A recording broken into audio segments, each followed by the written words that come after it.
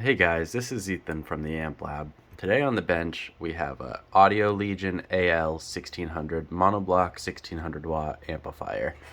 The reason I want to make this video was just to show you guys kind of my troubleshooting process, how I think about going about repairing these amps and figuring out exactly what was wrong.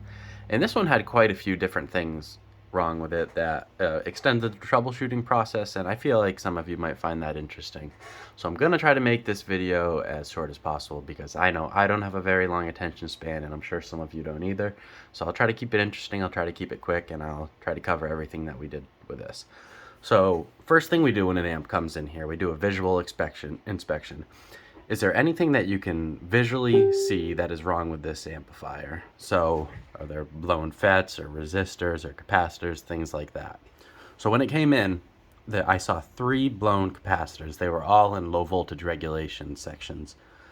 So that immediately told me something went on with those regulators. I also saw that we had some blown gate resistors on the power supply. So that tells me that there's probably some blown power supply FETs as well. So I removed the blown capacitors, I removed all of the power supply FETs and all of the gate resistors. I replaced all of the gate resistors and those capacitors, and then I decided to check for oscillation on the power supply. Notice that half of my oscillation was not at the voltage it should have been, so that tells me something's wrong with the gate drivers. I replaced the gate drivers for the power supply, and I have perfect square wave at the correct voltage in the power supply. So then I go to check my outputs. I have shorted outputs. I remove the shorted outputs. Those are over here. Oop, right over there. So I remove those, and as I'm removing those, I can see over here in this preamp section, this thing's visibly burnt. This op amp right here is visibly burnt, so it's obviously bad. So I replaced that, and where it was the power supply that failed in that op amp, that tells me that the regulators, which are right here, could have been damaged. So I checked those out. Both the positive and negative 15 volt regulators are damaged. So I replaced those regulators, and I'm ready to see if this amp is going to work. It does not work. It starts roasting this offset resistor in the output down here, and that tells me something's probably off with the drive in the output. I removed all the blown output FETs. I check again, there's still no blown output FETs. So I'm thinking it's either something with these output drivers or this driver card. I have these driver cards on hand. I just decided to swap it out quick and easy. Does not fix the problem. I had already checked if these had any shorts on them, which doesn't guarantee they're not damaged, but if they don't have a short, they're probably not damaged. So I don't think it's these that are actually bad, and replacing the driver card didn't fix the issue.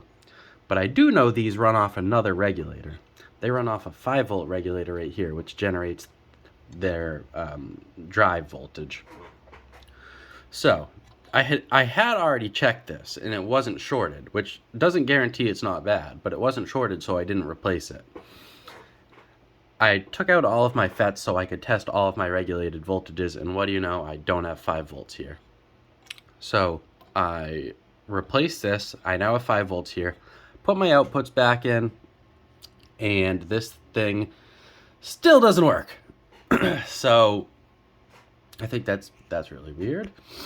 And I start doing some more troubleshooting. Come to find out, I have DC offset on my output of this op amp. I replaced this op amp, try it again. I now finally have signal out. Quite a few different issues in this little amp. Fun little troubleshooting process. Hope you guys enjoyed that. That's just kind of my thought process, the flow of how I go about troubleshooting these things. Actually, I forgot one thing. I wasn't getting input voltage over here. Come to find out, I had some bad diodes in this section here. This rectifies the low voltage windings coming off the transformer that actually feed over to these regulators. So, sorry, forgot that.